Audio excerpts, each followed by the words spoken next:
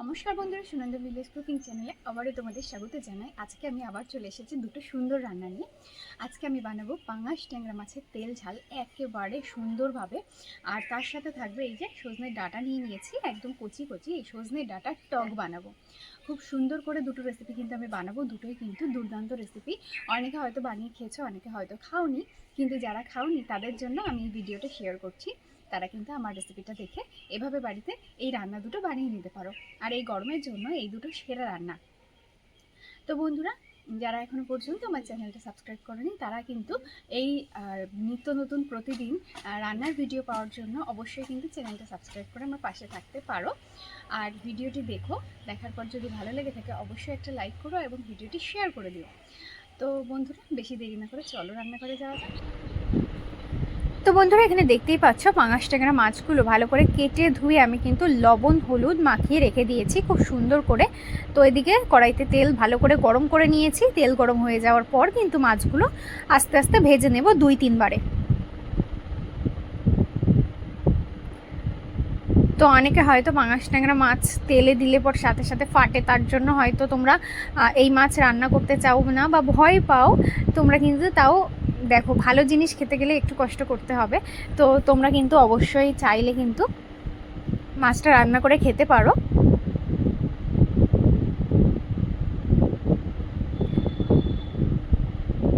তো মাছগুলো কিন্তু খুবই সুন্দর করে আমি ভাজা করে নেব, একটু লাল লাল করে।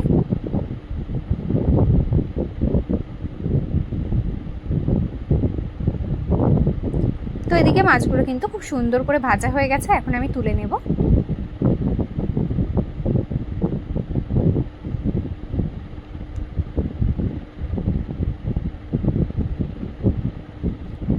তো এগুলো এখন রেখে দেবো এবং বাকি মাছগুলোও কিন্তু দিয়ে দেবো।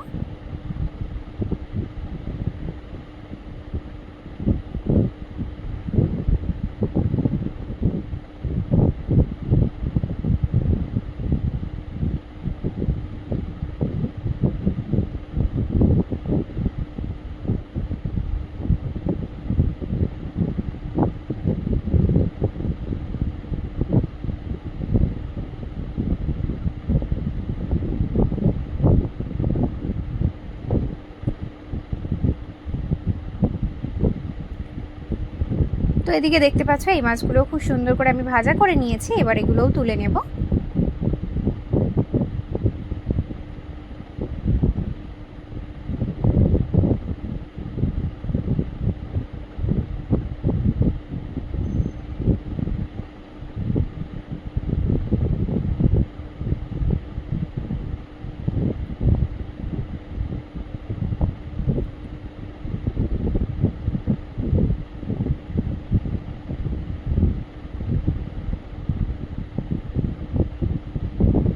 তো বাকি দুই পিস মাছের মাথা ছিল, সেই মাছের মাথাগুলোও কিন্তু খুব সুন্দর করে ভেজে নেব।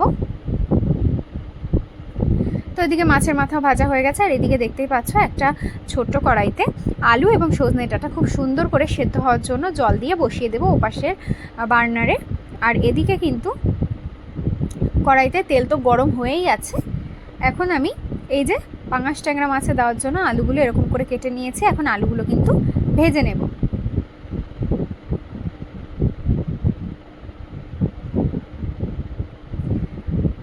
তো আলুগুলো হালকা লাল করে কিন্তু ভেজে নিয়েছি, তুলে নেব।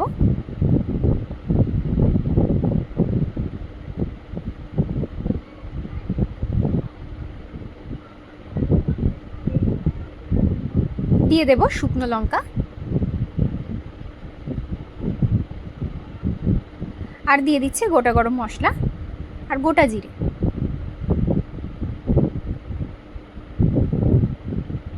এরপর আমি দিয়ে দেব টমেটো কুচি,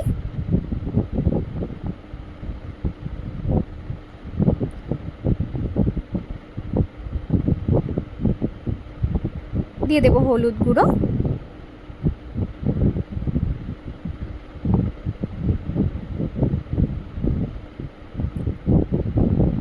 দিয়ে দেব লবণ,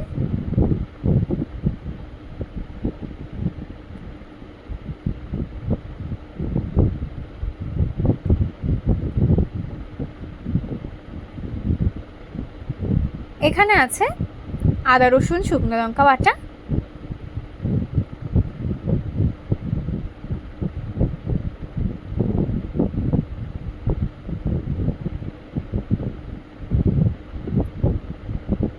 দিয়ে দেব ধনে গুঁড়ো,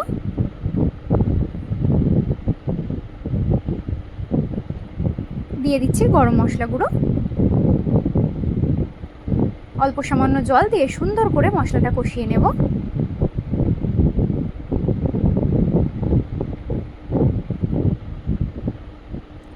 এদিকে দেখতেই পাচ্ছ মশলা কষানো একদমই রেডি, খুব সুন্দর করে মশলা থেকে তেল ছেড়ে গেছে। ভেজে রাখা আলুগুলো এখন আমি দিয়ে দিলাম।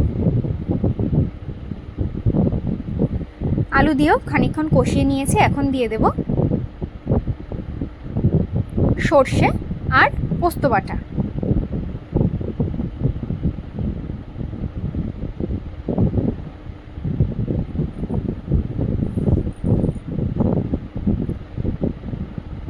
দিয়ে দেব পরিমাণ মতো জল। আলুটা খুব ভালো করে সেদ্ধ করে নিতে হবে। এদিকে খুব সুন্দর করে আলু সেদ্ধ হয়ে গেছে এবং তরকারিটা সুন্দর করে ফুটে উঠেছে। দিয়ে দেব ভেজে রাখা মাছগুলো।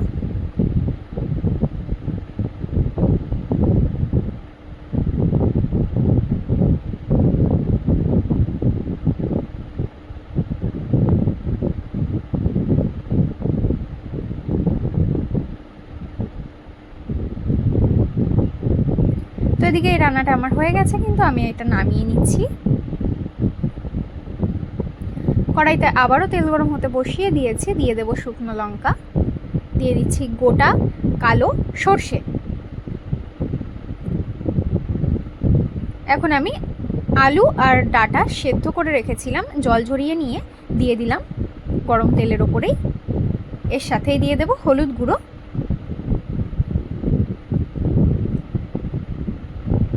আর দেব পরিমাণ মতো লবণ।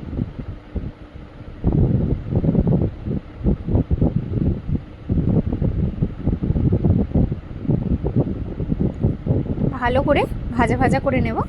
তো এদিকে ভালো করে ভেজে নিয়েছি। এখন আমি দিয়ে দেব সর্ষে পোস্ত বাটা।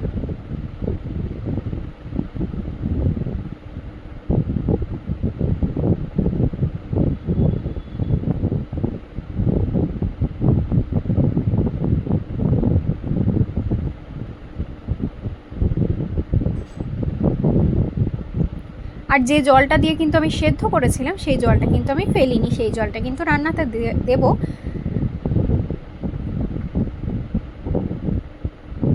হালকা করে একটু মিশিয়ে নেব, সাথে সাথে দিয়ে দেব পরিমাণ মতো জল।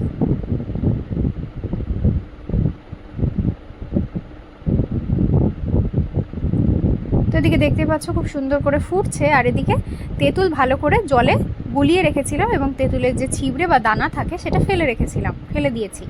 দিয়ে দেবো এখন পরিমাণ মতো চিনি, দিয়ে খুব ভালো করে মিশিয়ে কিন্তু আলু আর ডাটা পুরোপুরি সেদ্ধ করে নেব। তো এদিকে এই রান্নাটাও হয়ে গেছে, নামিয়ে নেবো। টাটা।